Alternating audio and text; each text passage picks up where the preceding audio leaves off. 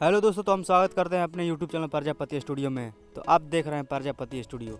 खेसारी लाल यादव जी का एक और सॉन्ग का टीजर रिलीज कर दिया गया है। तो आप लोग अभी तक नहीं देखें तो जाकर देखिए, जिसका नाम है एसी में बलम।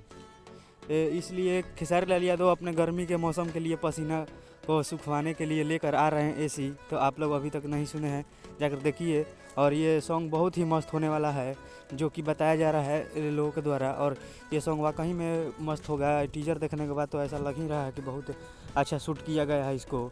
तो आप लोग इसको जाकर सुनिए और टीजर को देखिए आपको, और कमेंट में बताइए कि आपको कैसा लगा।